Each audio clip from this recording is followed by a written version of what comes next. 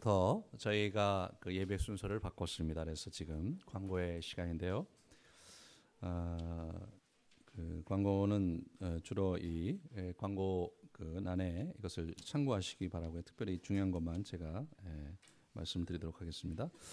오늘부터 그 예배가 바뀐 관계로 아이들 위해서 기도하는 것을 10시 10분부터 잠옷실에 하는데 많은 분들이 잊으셨는지 또는 포기하셨는지 모르겠지만 좀 많이 참석 못하셨습니다. 특별히 아이를 위해서 귀하게 기도드리는 것이 중요하므로 시간을 맞춰서 좀 일찍 움직여 주시기 바랍니다. 그 아브라함 학교 지난 한 주 쉬었는데 너무 추워서 이번 주 수요일 그리고 토요일 계속해서 진행을 합니다. 저희가 이 공간을 넓혔는데 의자가 좀 필요합니다. 근데 한 4, 50개 의자가 필요한데 1월 달에 저희 지출이 많았던 거로 조금 도움의 손길이 필요합니다. 여러분 마음 가운데 감동이 있으신 분의 특별한 헌금을 부탁드리겠습니다. 요한계시록 그 특강 이번에 이단들의 대처를 위해서 저희가 마련을 했는데요. 지금 이번 주 화요일부터 매주 화요일 7시 반부터 10시까지 이곳에서 있습니다. 6조 성역 공부를 그걸로 대체하면서 다른 분들도 문을 열어놨으니까요. GAC에서 하는 프로그램이니까 좀 농도가 있고 잘 준비되어 있으니까 오셔서 또 주변에 있는 분들을 권면하셔서 참여해 주시고 참가비는 없습니다. 우리 아름들이 우리 산악회가 조직이 돼서 어제 아주 은혜 가운데 잘 마쳤습니다. 이번 주 토요일도 여전히 등반이 시작이 되는데요. 이번에도 북한산 등정이 있겠습니다. 오늘 특별히 방문자가 있으신데 우리 황선아 자매님 혹시 어디 계신가요? 잠깐 그 자리에서 일어나 주시겠습니까? 환영하는 시간 갖겠습니다. 황선아 자매님, 부부, 잠깐 방문하셨는데, 우리 환영의 박수를 부탁드리겠습니다. 네, 감사합니다. 우리 헌금,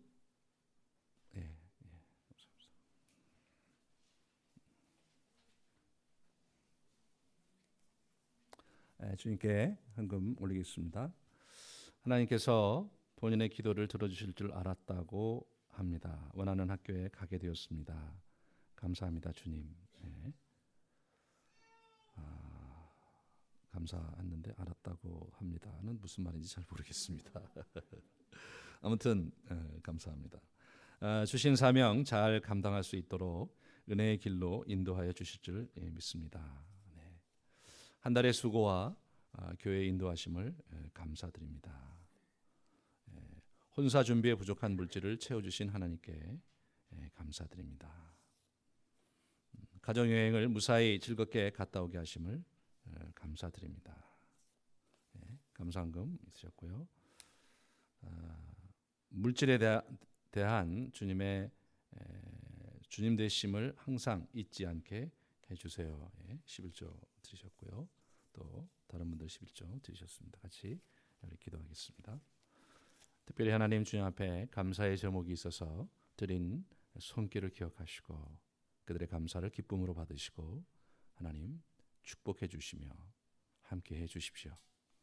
귀하게 자신의 곳간을 열어서 참 11조를 드린 손길을 특별히 함께 하시며 참 그들이 용기를 내어 주님께 드렸는데 주께서 참으로 그 곳간을 채우시고 참 이웃과 또 다른 사람을 위해 펼칠 수 있는 곳간으로 주님 채워주시기를 원합니다.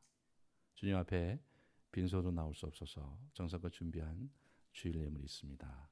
하나님 그들의 마음과 함께 그들의 기도를 받으시고 그들과 늘 동행해 주옵소서. 이 헌물이 쓰이는 곳에 주님 살아계심과 또 주님의 영광과 또 주님의 사랑이 흘러넘치도록 주님께서 축복해 주시기를 간절히 원합니다. 예수 이름으로 기도했습니다. 아멘. 이 시간 성경 봉독하는 시간입니다. 성경 봉독은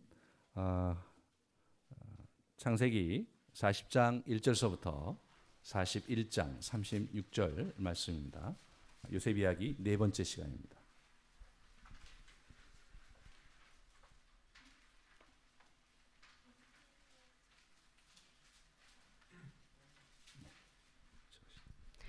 그 후에 애굽 왕의 술 맡은 자와 떡 굽는 자가 그 주 애굽 왕에게 범죄한지라. 바로가 그 두 관원장 곧 술 맡은 관원장과 떡 굽는 관원장에게 노하여 그들을 시위대장의 집 안에 있는 옥에 가두니 곧 요셉에 갇힌 곳이라. 시위대장이 요셉으로 그들에게 수종하게 하매 요셉이 그들을 섬겼더라. 그들이 갇힌 지 수일이라. 옥에 갇힌 애굽 왕의 술 맡은 자와 떡 굽는 자 두 사람이 하룻밤에 꿈을 꾸니 각기 몽조가 다르더라. 아침에 요셉이 들어가 보니 그들에게 근심빛이 있는지라. 요셉이 그 주인의 집에 자기와 함께 갇힌 바로의 관원장에게 묻되 당신들이 오늘 어찌하여 근심빛이 있나이까. 그들이 그에게 이르되 우리가 꿈을 꾸었으나 이를 해석할 자가 없도다. 요셉이 그들에게 이르되 해석은 하나님께 있지 아니하니까 청컨대 내게 고하소서. 술 맡은 관원장이 그 꿈을 요셉에게 말하여 가로되 내가 꿈에 보니 내 앞에 포도나무가 있는데 그 나무에 새 가지가 있고 싹이 나서 꽃이 피고 포도송이가 익었고 내 손에 바로의 잔이 있기로 내가 포도를 따서 그 즙을 바로의 잔에 짜서 그 잔을 바로의 손에 들였노라. 요셉이 그에게 이르되 그 해석이 이러하니 새 가지는 사흘이라. 지금부터 사흘 안에 바로가 당신의 머리를 들고 당신의 전직을 회복하리니 당신이 이왕에 술 맡은 자가 되었을 때에 하던 것 같이 바로의 잔을 그 손에 받들게 되리이다. 당신이 득의 하거든 나를 생각하고 내게 은혜를 베풀어서 내 사정을 바로에게 고하여 이 집에서 나를 건져내소서. 나는 히브리 땅에서 끌려온 자요 여기서도 옥에 갇힐 일은 행치 아니하였나이다. 떡 굽는 관원장이 그 해석이 기라함을 보고 요셉에게 이르되 나도 꿈에 보니 흰떡 새 광주리가 내 머리에 있고 그 윗 광주리에 바로를 위하여 만든 각종 구운 식물이 있는데 새들이 내 머리의 광주리에서 그것을 먹더라. 요셉이 대답하여 가로되 그 해석은 이러하니 새 광주리는 사흘이라. 지금부터 사흘 안에 바로가 당신의 머리를 끊고 당신을 나무에 달리니 새들이 당신의 고기를 뜯어 먹으리이다 하더니 제3일은 바로의 탄일이라. 바로가 모든 신하를 위하여 잔치할 때에 술 맡은 관원장과 떡 굽는 관원장으로 머리를 그 신하 중에 들게 하니라.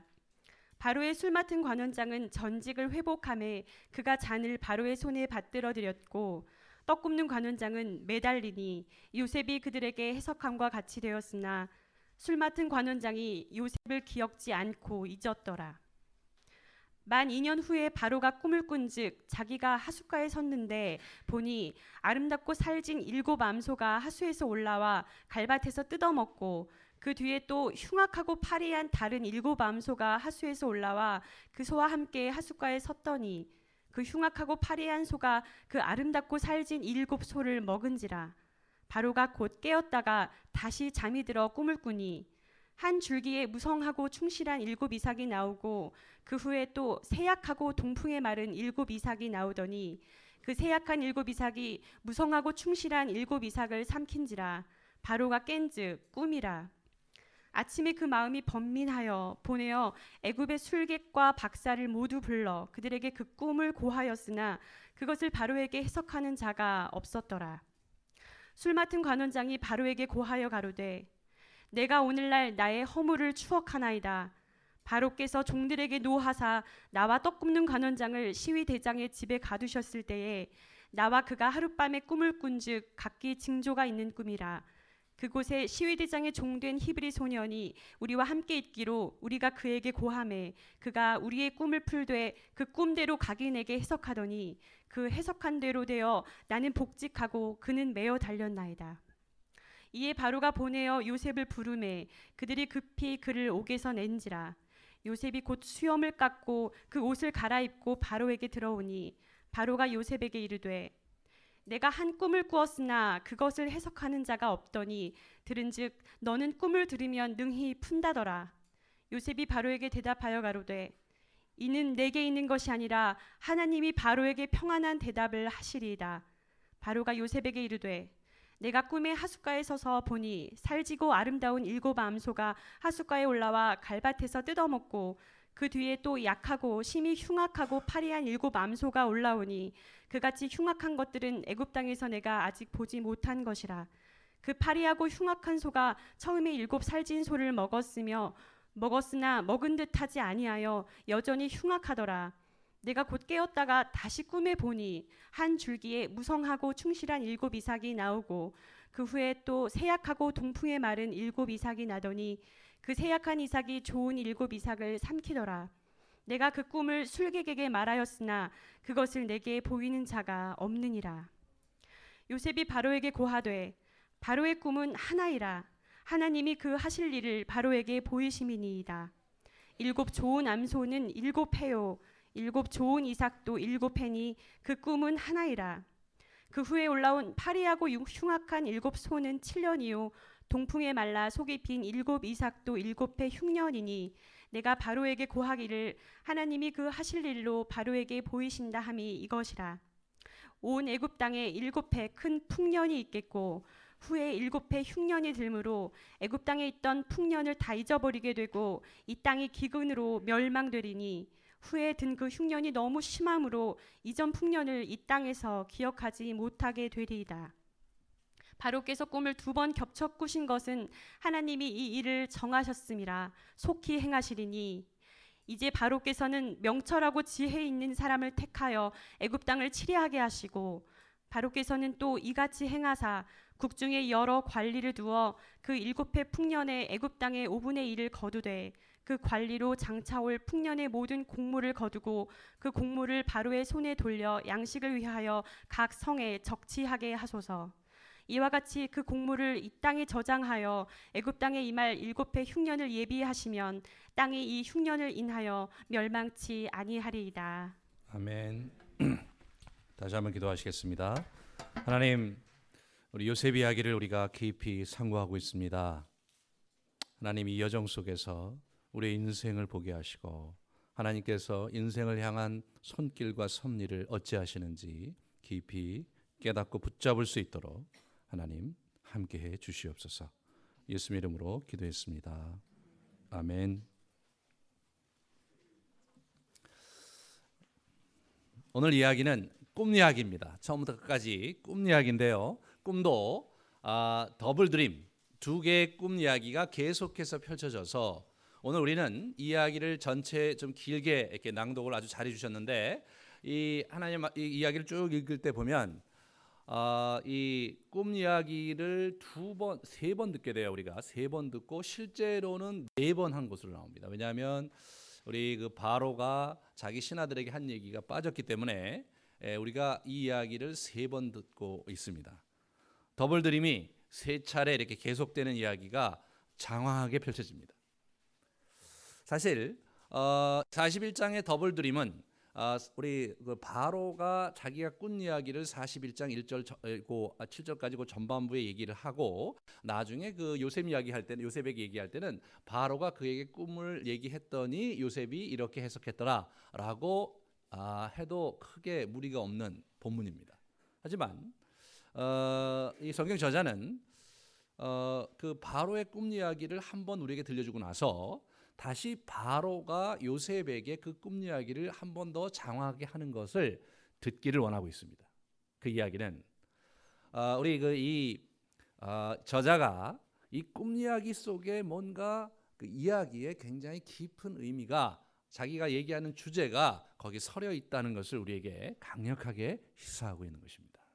이 더블 드림, 그것은 요셉의 인생에 있어서 굉장히 큰 주제 37장의 2개의 꿈 이야기가 어떻게 그의 인생에 하나님의 섭리 가운데 얽히고 설켜서 열매를 맺게 되는지를 우리에게 보여주는 굉장히 중요한 이야기입니다. 오늘 이야기로 우리가 들어가면요, 그가 옥에 갇혔습니다. 얼마나 갇혔는지 우리는 알 길이 없습니다. 다만 오늘 본문에서 보면 옥에서 나올 때 그의 나이가 약 한 30세 정도 됐고요. 그리고 이 40장이 이후에 41장 1절에 보시면 만 2년이 됐다고 하는 걸로 보아서 이 40장은 그의 나이 28에 있었던 이야기가 분명합니다.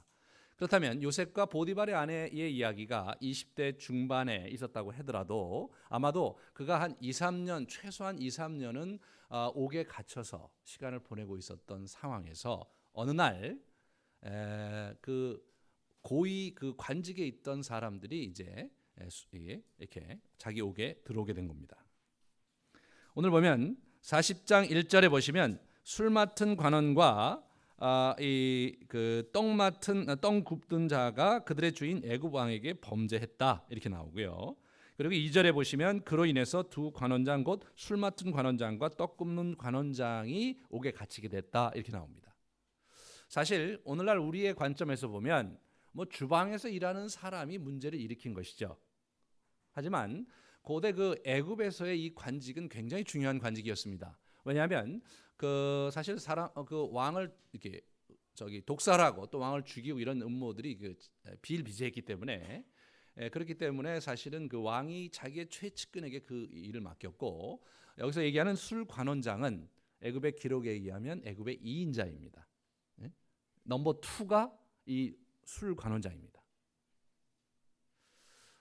그들의 수하에 있었던 두 사람, 술 맡은 자와 떡 굽는 자 두 사람이 사고를 친 것 같은데 그 내용이 정확히 무엇인지는 알지 못하겠습니다. 하지만 아마 나중에 술 관원장이 책임을 지고 사형을 당한 걸로 봐서 아마도 그 국가에 큰 해를 입혔거나 또는 왕권을 찬탈하려는 음모에 연루됐거나 뭐 그런 그런 사건이 있었던 것 같습니다.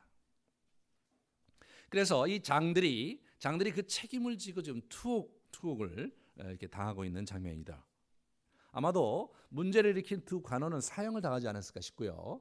그 관원장 둘은 좀 지켜보면서 그러면서 사태의 전모가 파악되는 대로 처리하려고 따로 이렇게 옥에 가둔 상황이 아니었겠나 생각되는데 오늘 저자는 어떻게 얘기하냐면 그 3절에 그들이 친히 된 집에 있는 옥에 가두니 곧 요셉이 갇힌 곳이다 이렇게 얘기합니다.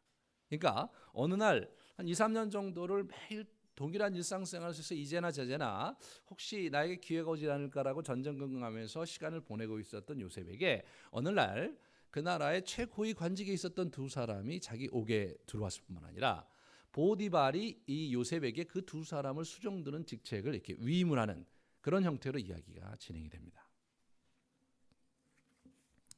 참으로 요셉에게는 상당히 아주 절호의 기회를 맞고 있는 그런 상황이죠. 그러다가 두 사람이 어느 날 꿈을 꾸었는데 하룻밤에 꿈을 꿨는데 떡 굽는 자는 떡 굽는 자대로 우리 그 술관원은 술관원장대로 이렇게 꿈을 꿨습니다. 그런데 꿈을 꿨는데 꿈을 해몽해 줄 사람이 없어서 전전긍긍하고 있었습니다.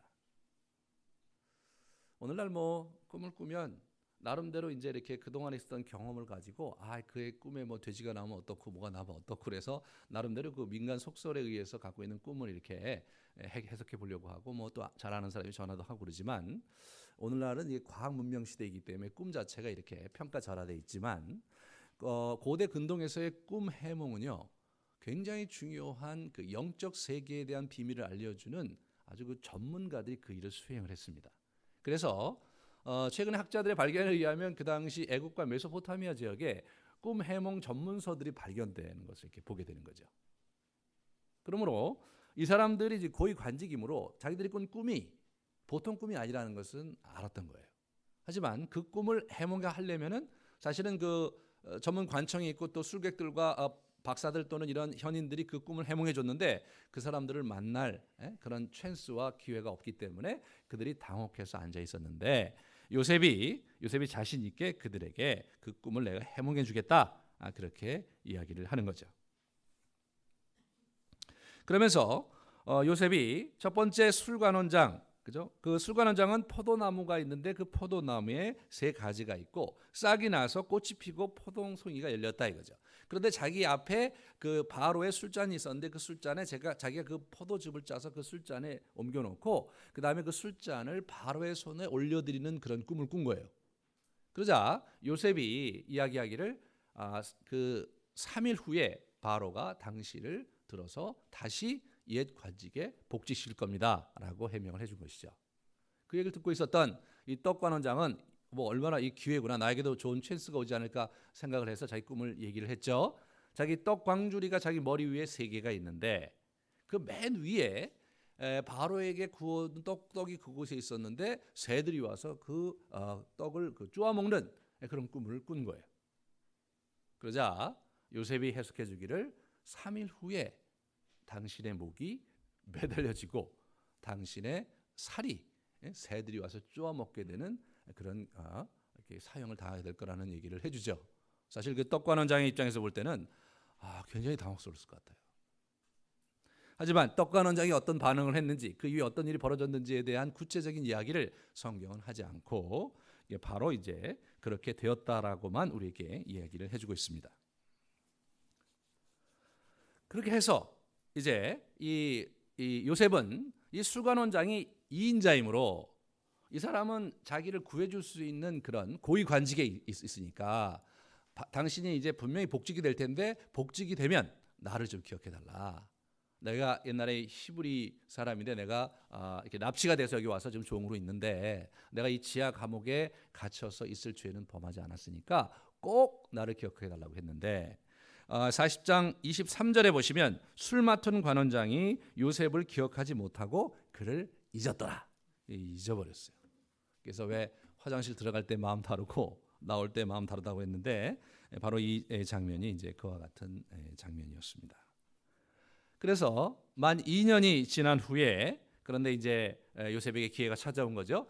또 이렇게 우리 바로가 2개의 꿈을 꾼 것입니다. 7마리의 여인 소, 또 7마리의 살찐 암소.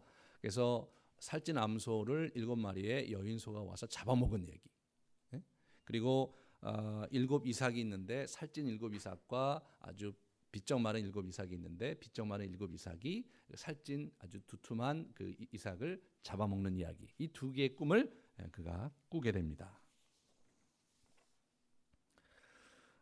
그런데 이 꿈을 해석하는 데 있어서 사실은 이제 우리 요셉이 큰 기여를 함으로써 일약 그 총리 대신으로 등극하게 되는 이야기. 그 이야기가 이제 오늘 이야기입니다. 그렇다면 이 이야기는 오늘 그 40장과 오늘 1장에 있는 이 이야기는 2년간에 있었던 아주 긴장되는 굉장히 길고도 지루한 이야기를 이렇게 짧게 기록을 한 것인데요.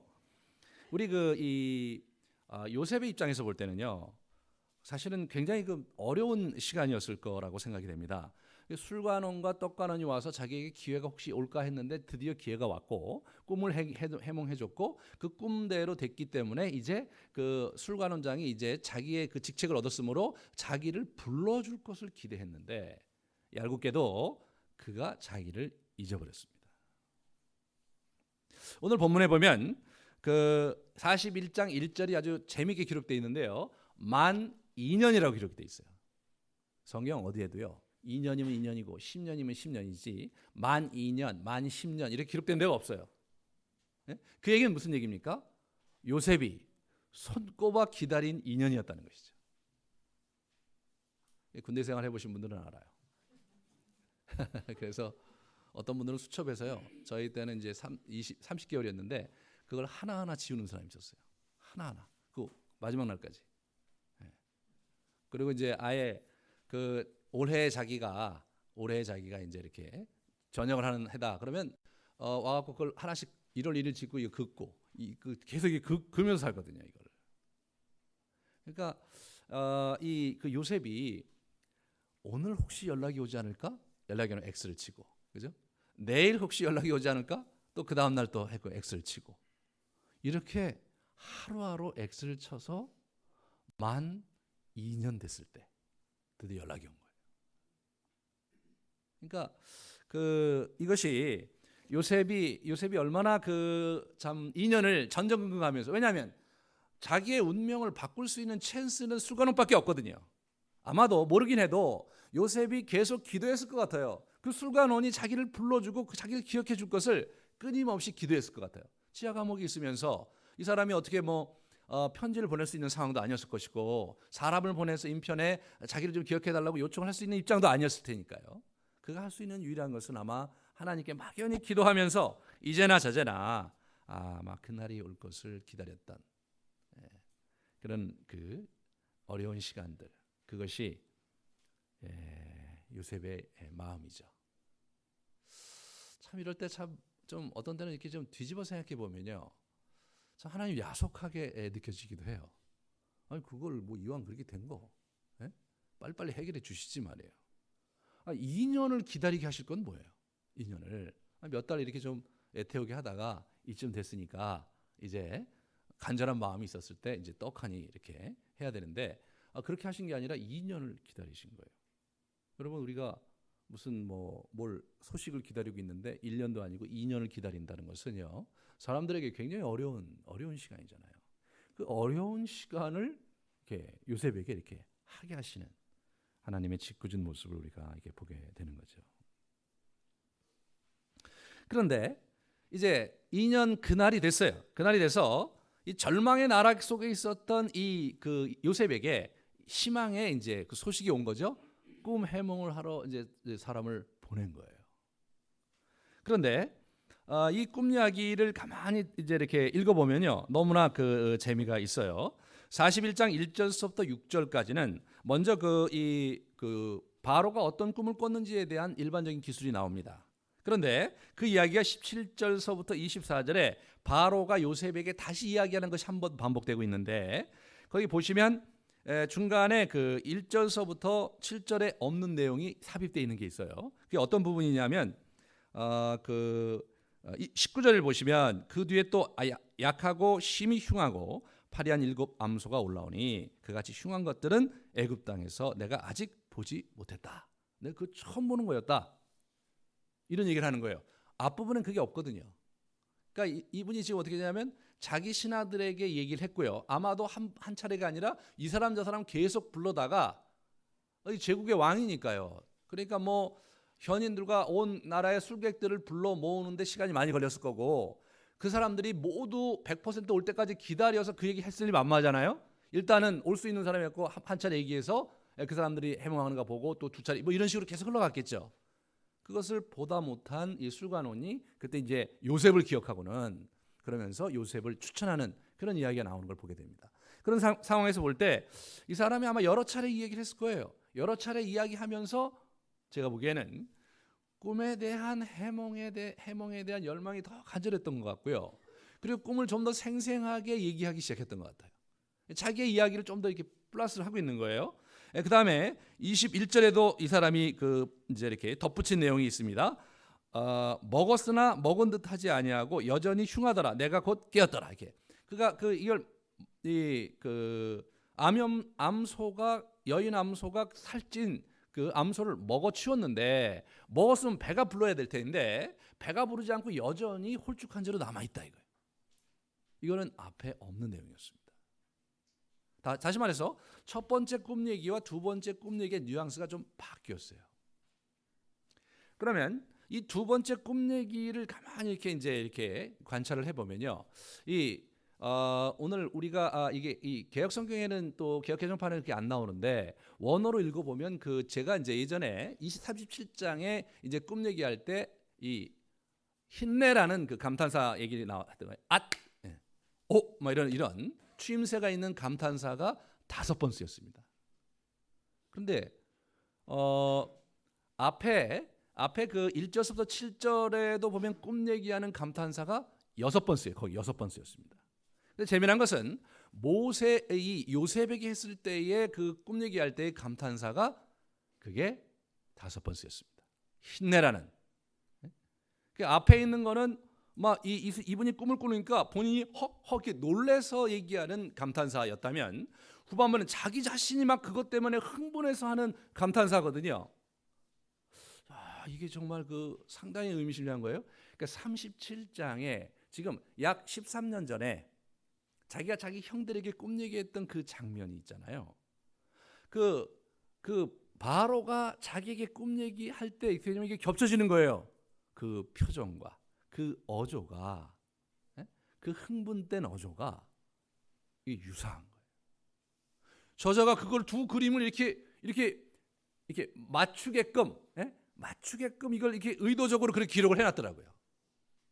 그러니까 이제 바로가 흥분했던 거예요. 그 꿈에 대해서 정말 알고 싶고 간절히 흥분해서 자기 나름대로 흥분한 마음으로 자기 막 아주 그냥 열을 내면서 자기 꿈 얘기를 막 하고 있는데 그걸 누가 듣고 있냐면 요셉이 듣고 있는데 요셉은 그 장면에서 그 꿈의 내용도 꿈의 내용이지만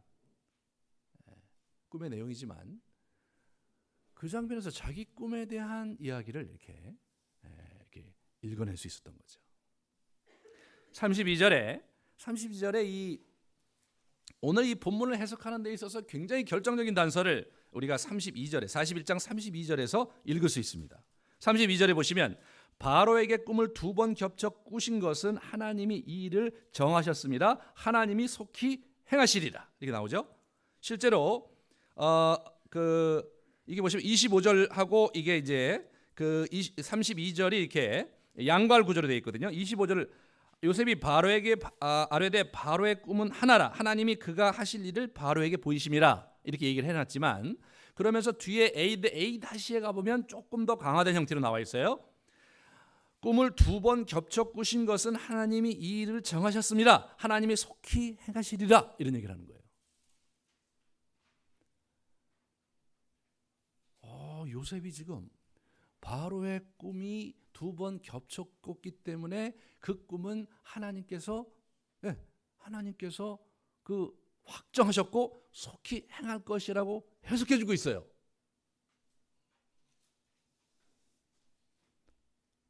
그러면 이 이야기를 읽는 우리 독자들의 입장에서 볼 때는요, 그의 입에서 나온 그 해석이 주는 그 의미를 잘 깊이 곱씹어 봐야 돼요. 이 사람이 지금 바로 앞에서 그 얘기를 하고 있는 거예요. 이 사람 뭐예요?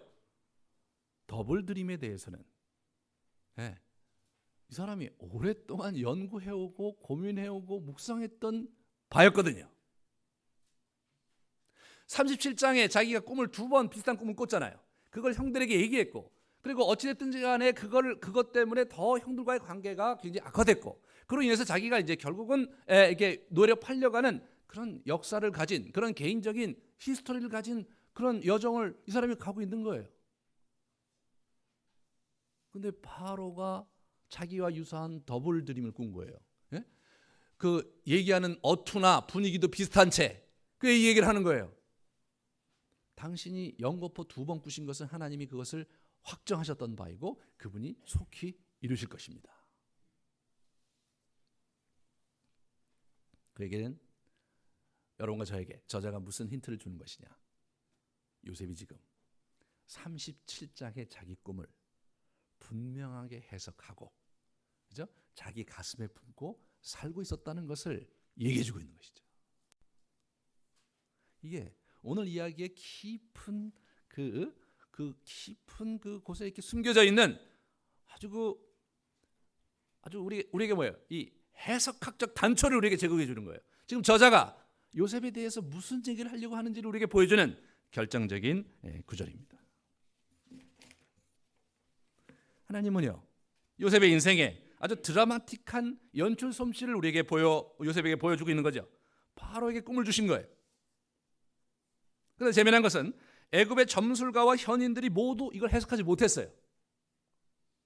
이 점술가와 그리고 이 현인들이 해석하지 못했다. 이들이 해야 될 주의 역할이 무엇이었는가? 그 시대는 신화 시대였기 때문에요. 그들의 지위가 굉장히 높았어요.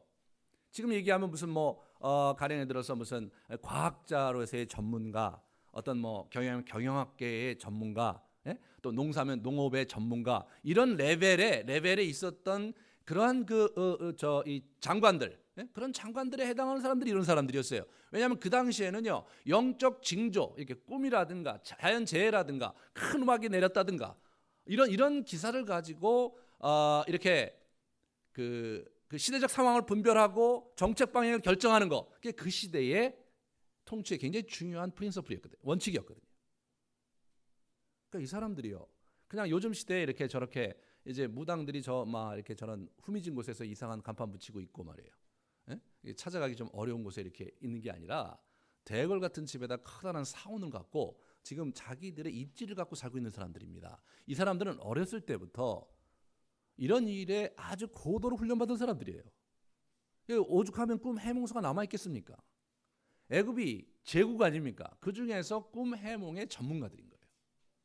그런데요, 아주 재미난 것은 무엇이냐면 이 요셉이 이 꿈 해몽을 했는데, 이 요셉이 더블 드림을 그런 식으로 해석한 그 내용이 그 당시 꿈 해몽서에 이게 있다는 거예요.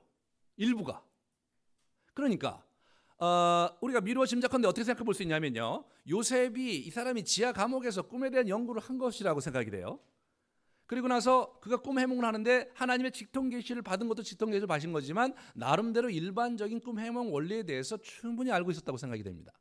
그렇다면 일반 술객들과 방백 이 현인들도 그러한 꿈 해몽에 대한 기초 지식은 충분히 갖고 있었겠죠. 그런데 그들이 그 꿈을 해몽하지 못했어요. 왜 해몽하지 못했을까요? 네.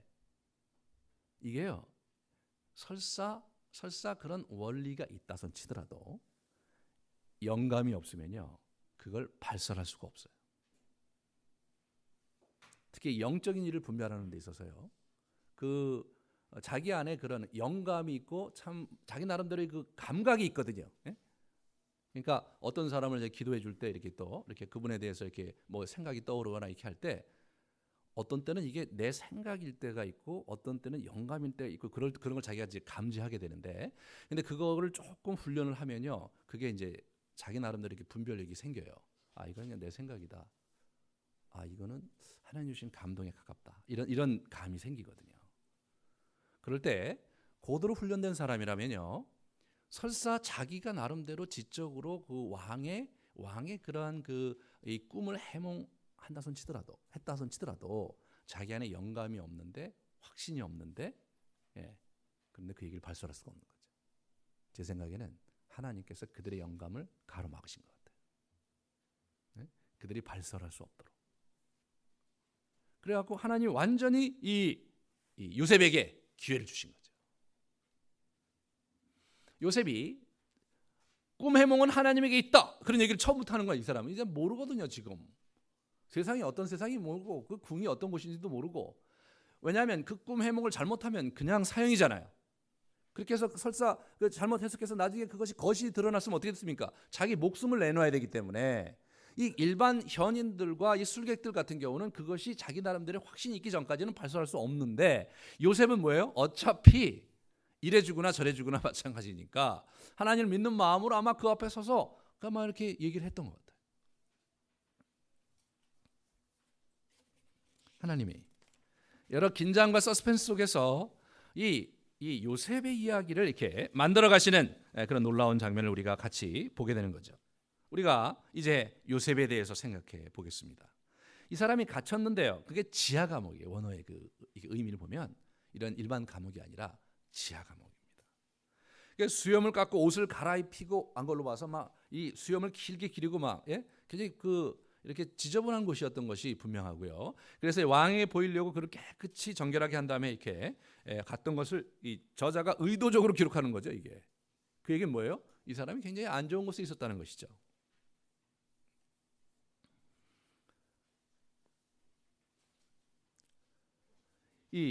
이런 최악의 상황 속에서 이 사람이 암담한 현실을 직면하고 있었지만, 이 요셉이 취한 행동을 우리가 이렇게 전체를 보면서 묵상해 보면 이 사람은 미래를 준비하고 있었던 사람이 분명합니다.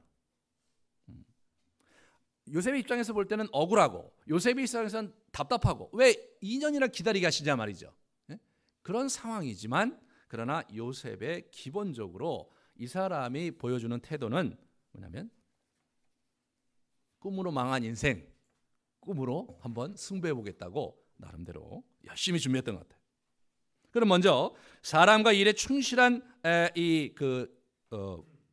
감옥 생활을 했어요. 간수장의 힘을 받고 있고, 자신의 임무에 아주 여전히 굉장히 충실했어요.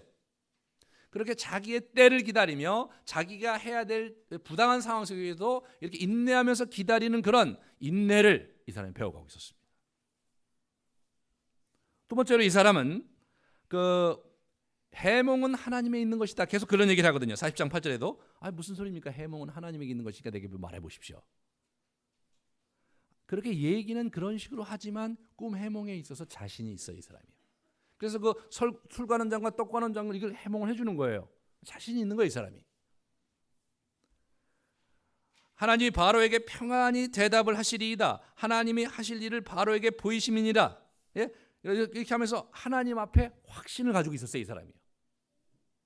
이 사람이, 그리고 아까도 지적했지만 그 꿈 해몽서와 이 사람의 해몽하는 그런 어떤 원리가 일치되는 부분이 있는 것으로 보아서 아까도 말씀드렸지만, 이 사람은 꿈 해몽에 대해서 나름대로 객관적인 자료들을 섭렵했을 뿐만 아니라 그것을 끊임없이 훈련하고 있었던 것이 분명합니다. 자기의 꿈을 꾸고 그것을 해몽하고 하나님과 교제하면서 이런 프랙티스를, 그런 훈련을 그 지하 감옥에서 나름대로 하고 있었던 것이 너무나 분명하죠. 그러니까 왕 앞에 서거나 또는 술관원과 떡관 앞에 섰을 때 꿈 해몽에 관한 한 아주 자신 있고 분명하게 얘기를 하는 거거든요.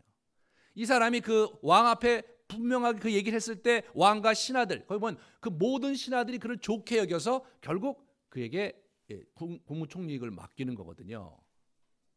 이게 뭐 하나님이 함께 하셨고 또 하나님이 특별히 바로의 마음을 감동하시고 그 신하들의 마음을 감동하셨기 때문에 자동적으로 그렇게 됐다라고, 물론 그렇겠죠. 그렇게. 하지만 그 사람들의 상식이 있잖아요. 거기 있는 사람들 되게 스피추얼한 훈련을 받은 사람인데 그 사람이 얘기하는데 저 사람의 심중에 깊이가 있는지 없는지, 저 사람이 영적으로 얼마나 조회가 깊은지 없는지를 대번에 알아보는 거죠. 대번에 알아보는 거예요. 그 분야에 있는 사람은요, 한마디만 들어도 저 사람이 어느 정도 깊이에 있는지를 감지를 하는 거거든요. 바로가 저 사람을 국무총리 앉히겠다고 해서 할 수 있는 게 아니죠. 그죠? 강요들이 있고 술객과 또 이렇게 현인들이 있는데 왕이시여 무슨 소리 하십니까? 이렇게 얘기할 수 있는데 모든 사람이 요셉에게 이렇게 고개를 숙였다는 장면은 이 사람의 내공이 보통 수준이 아니었다는 것이 분명합니다. 이 사람은 꿈 해몽 전문가였는데 재미나게도 꿈 해몽 중에서 더블드림 꿈의 해몽 전문가였고 하나님께서 바로에게 그 더블드림 꿈에 대한 꿈의 주제를 주신 거죠. 그럼 뭐 다른 사람들이 그 문제에 대해서 확신을 가질 수 없지만 이 사람은 자기 꿈도 있었고 술관원들과 떡관원의 꿈도 있었고, 그러니까 이런 종류의 꿈에 관한 이 사람 나름대로의 노하우가 있었다고 우리가 생각해야죠. 그래서 확신 있게 그 얘기를 했고, 그래서 이 사람의 인생이 이제 뒤바뀌게 된 것입니다. 그는 스스로 자신의 때를 준비한 사람이었습니다. 자신의 인생에 드리운 이런 비운의, 이런 고난의 시간 속에서 이 사람이 자신의 인생을 어떻게 개척하느냐, 자기 인생의 하나님의 섭리 가운데 드리운 주제에 이 주제를 딱 붙잡는 거예요. 하나님께서 일반적으로 하나님의 사람을 이렇게 인도하실 때, 가령에 들어서 지금 보시면요, 아브라함 하나님께 직접 부르셨습니다. 이삭 하나님께서 직접 계시하고 부르셨습니다. 야곱 하나님께서 직접 베델에서 부르셨습니다. 요셉 직접 계시한 인물이 아닙니다. 꿈을 해몽한 사람이에요. 상징만 주는 거죠. 여러분과 저도 꿈을 꾸잖아요. 그리고 특이한 꿈을 꾸고 잊혀지지 않는 꿈을 꾸기도 해요. 요셉은 여러분과 저와 크게 다를 바 없는 사람입니다. 이런 일반적인 이런 사람들을 인도하시는 하나님의 방식은 어떤 거냐면, 그 사람이 어렸을 때와 성장기 또는 여러 가지 사건과 그런 또 뭐 아픈 추억들, 뭐 좋은 추억들, 이런 것들을 사건이 뒤범벅이 된 시절을 보내게 하세요. 그리고요, 고난을 주실 때요, 그 여러 가지 뒤범벅이 된 이런 사건과 경험들과 단초들이, 자기 인생을 해석한 해석적 단초들이요, 그 고난의 시기에 이렇게 주제가 선명하게 드러나는 형태로 간단 말이에요. 그러니까 이 사람이 옥에 갇혀서 자기 인생 전체를 돌아봤을 거라는 생각이 들고요. 그러면서 자기 인생을 어떻게 뚫고 나가야 될지 생각할 때, 뭐 이삭과 또는 뭐 야곱 같은 경우는 하나님이 뭐 꿈속에 나타나시고 천사도 보내주시고 그래갖고 가르쳐 주시면 사실은 별 문제가 없는데, 요셉은 그런 사람이 아니었던 거예요. 그럼 이 사람이 뭘 한 거냐? 자기 인생을 고민하고 돌아보면서 꿈이 계속해서 걸렸던 것 같고요. 꿈에 뭔가가 있다. 그 꿈에 뭔가가 있다.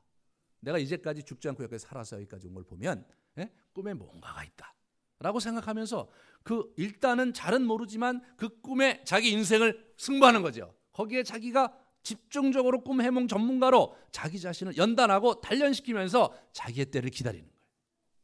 이게 요셉이 우리에게 보여준 고난 속에서 어떻게 자기의 인생을 헤쳐갔는가를 보여준 아주 중요한 단초입니다. 여러분과 저의 인생에서, 아브라함 학교에서 이제 우리 그런 걸 하거든요. 우리 인생 전체를 돌아보면서 우리 인생에 도대체 하나님께서 주신 우리 인생의 주제는 과연 무엇인가? 나에게 주신 그 일과 나에게 주신 사명과 그 유업의 그 단초를 붙잡을 수 있는 그런 하나님의 포인트는 무엇인가? 내 인생에 이렇게 흘러가는 여러 가지 이야기 속에 반복되고 또 반복되고 반복되는 그런 어떤 주제가 있단 말이죠. 그 반복되는 주제가 자기 이야기거든요. 자기 이야기를 붙드는 굉장히 중요합니다. 요셉이요, 자기는 꿈 때문에 망한 사람이었습니다. 그 꿈 때문에 지금 온갖 고초를 다 겪고 있습니다. 하지만 그 꿈이 이 사람의 미래의 유일한 소망이기도 한 거죠. 우리가 우리의 인생의 꿈을 꾸고 삽니다. 참 우리의 인생과 꿈, 우리의 비전, 정말 젊었을 때부터 가졌던 여러 꿈들이 있어요. 근데 그 꿈이 몽상이냐 아니면 비전이냐 이거죠. 그 꿈이 비전이라면 하나님이 주신 흔적이 역력해야죠. 또 그 꿈 이야기 속에 계속해서 꿈 이야기가 펼쳐가야죠. 그러려면 어떻게 돼요? 우리가 분별력 있게 우리의 삶을 잘 성찰하면서 그 꿈을 실현시킬 그런 기회를 갖기 위해서 현실적인 노력을 기울이는 것, 그것이 저와 여러분이 가야 될 길입니다. 저는 이렇게 신앙생활 하시면서 막연한 기대와 막연한 꿈을 갖고 있는 분들이 참 많아요. 사실 저도 옛날에 그렇게 생각했었거든요. 이렇게 하나님께서 제 인생에 나름대로 귀한 것들을 주신다는 것에 대한 그러한 집회라든가 말씀 공부라든가 이럴 때 강한 어떤 그 끌림과 열정을 얻게 됐을 때 내가 기다리기만 하면 그 일들이 내 인생에 딱 펼쳐질 거라고 이렇게 막연히 기대했던 그런 때가 있었습니다. 하지만 하나님의 섭리가 그런 식으로 막연하게 뜬금없이 구름 잡듯이 이루어지는 게 아니더라고요. 구체적으로 내가 현실적으로 내 현실 속에서 지혜롭게 분별하면서 그 길을 나 스스로가 가야 될, 그래서 합력하여 선을 이루는 거죠. 우리가 힘을 다해 그 길을 가고 하나님께서 우리를 도우실 때, 그죠? 비로소 우리 인생이 열매의 꽃을 피우는 거죠.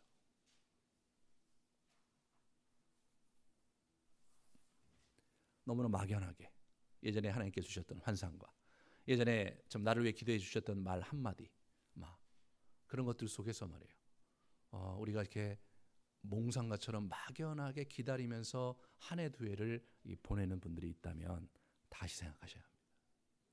그게 정말 그때 스쳐가는 하나의 아이디어였는지, 아니면 하나님이 내 인생에 주신 주제가 맞는지. 만약 하나님께서 내 인생에 주신 주제라면 우리가 미래가 어떻게 펼쳐질지, 또 어떤 일이 어떻게 열매 맺힐지 우리는 다 이해할 수 없지만, 그러나 오늘 이 고난의 시기에 또는 오늘 이 잘 알 수 없는 터널을 지나는 것 같은 이 여정 속에서 그것을 붙들고, 그죠? 연구하고 또 발전시키면서 뚫고 나가는 거예요. 기다리는 겁니다.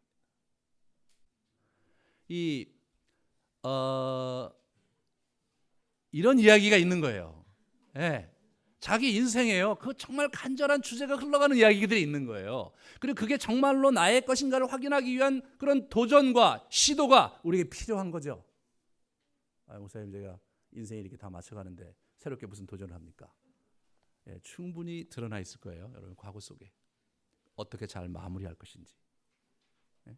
여러분이 하나님 앞에, 이 요셉 이야기를 들으면서요, 우리 인생은요 망가지지 않을 것이라는 소망을 가지셔야 돼요.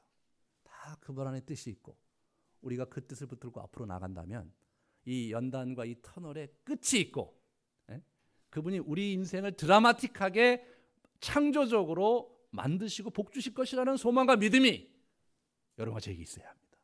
왜냐하면 성경의 수많은 인물들을 하나님께서 그렇게 인도하셨기 때문입니다. 같이 우리 기도하겠습니다.